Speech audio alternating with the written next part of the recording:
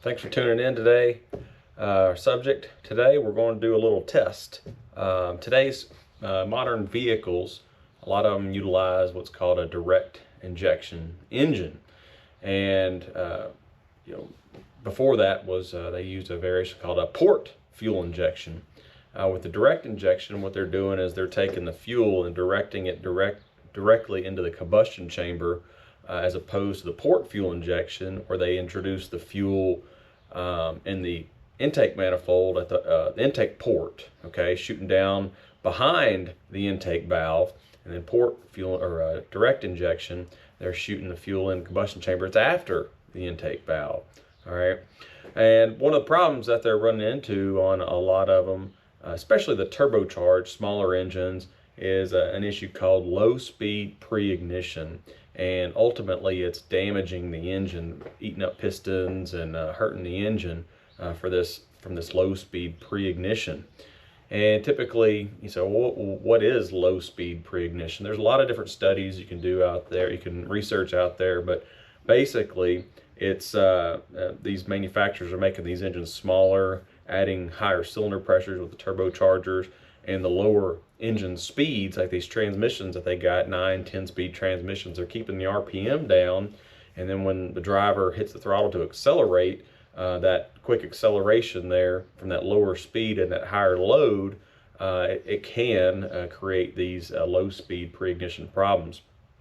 And typically what's happening is the fuel with a port injection, we introduce the fuel, like I said, behind the intake valve. And then when the intake valve opens up for the combustion chamber, that air and fuel rush in. Time for that, typically that intake valve is open 200, 50, 60, 70, 80 degrees. It depends on the camshaft of a crankshaft rotation there.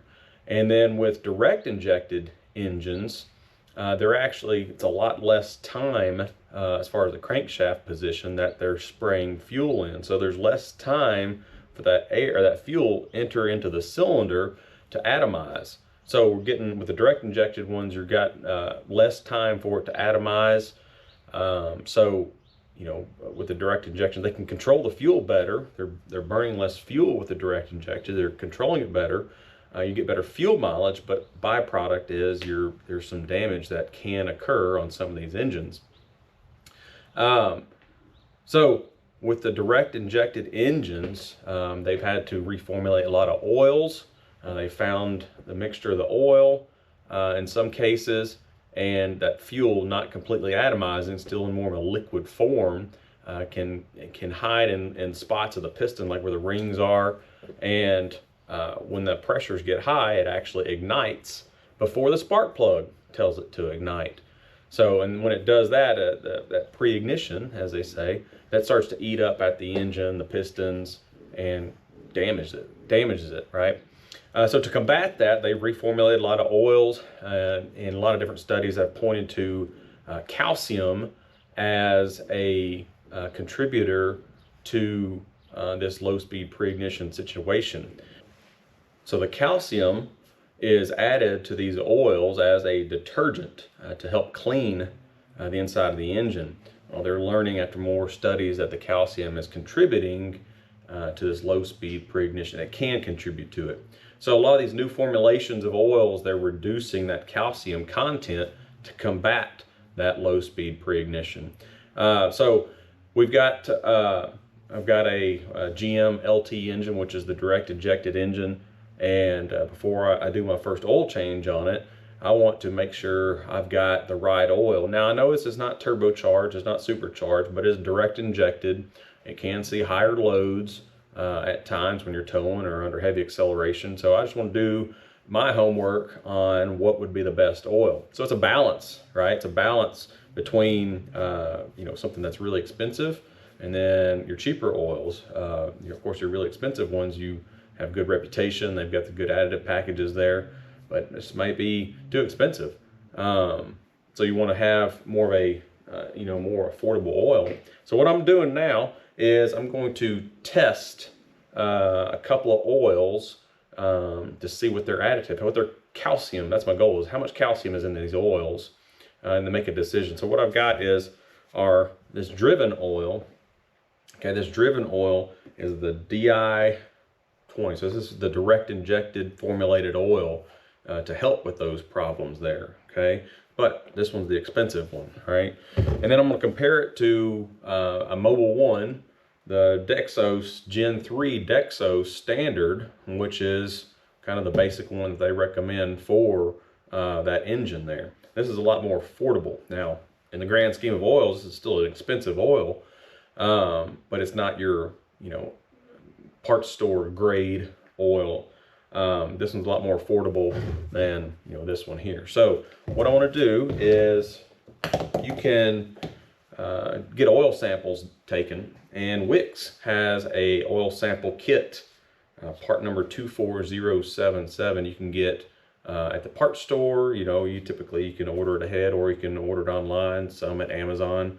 But when you get this little Wix oil sample kit, it's already got a label on it here, and you open it up, and it contains a sampling bottle.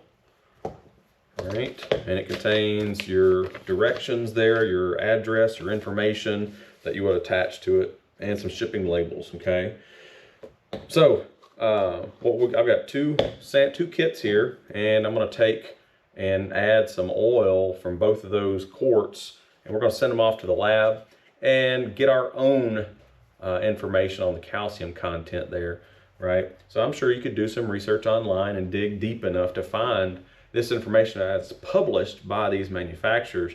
But this way we can eliminate all that. We're going to do some testing ourselves. Now this kit right here, it's about 30 bucks for each one of these, and you send in your sample, and as long as you got your email address on there, they'll email you the results. Pretty much in the past when I've done this, it's a day or two after they get it, and that they get the sample, that they'll test it and send you the results. It works really quick, in other words. So we're going to go ahead and fill up one of these here and wait to get our results back. So I'm just going to open up my quart of oil. Okay. This is our Mobil 1. So hopefully, the goal is that this will be good enough with that calcium content where it won't create any issues. Now, I expect it to be good, but we don't know. You don't know until you do your own testing. So we're just going to eliminate that today with that testing of that Gen 3 Dexos Standard. All right, and then they've got a fill line, how much they want to sample here. All right, we'll just add that to it. All right, just like that. Our lid on it. And then I'll put some tape on this to keep it so it doesn't back off in shipping. And we'll throw it in our container, fill out the paperwork, and then wait for our results. So we'll get both of those filled up, shipped off, and then I'll check back in on this video here. We'll get an update post results, let you know what we come up with. All right. Okay, so we left off. We sent our oil out for samples. Okay, our Mobil 1 versus the Driven oil for our analysis for what's inside of that oil. Can we save some money? All right, this Mobil 1 right here, it costs $7.99, so $8 a quart. And our Driven oil, it costs $17.97, so $18 a quart. So $10 difference in that oil per quart. All right, now we sent off our oil samples to the lab to see what's in them. We're mainly concerned about the calcium content with the direct injected engines and how it affects those negatively.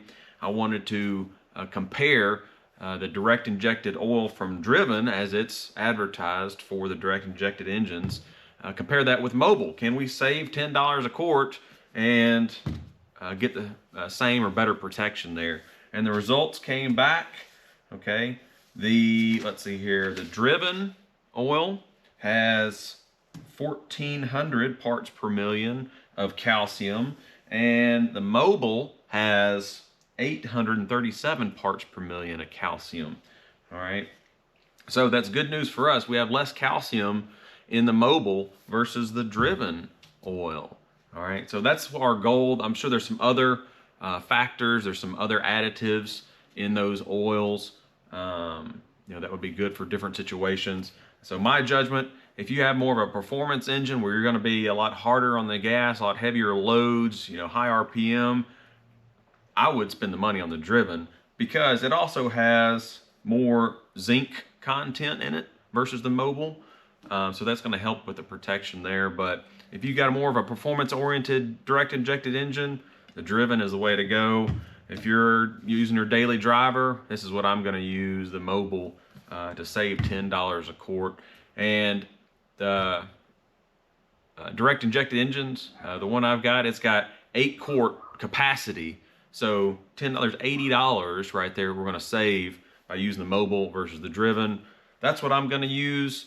Of course, you can make your decisions as well on what one you want to use. But there's my testing. Once again, if you want to sample some of your oils, you can go get the Wix oil sample kit.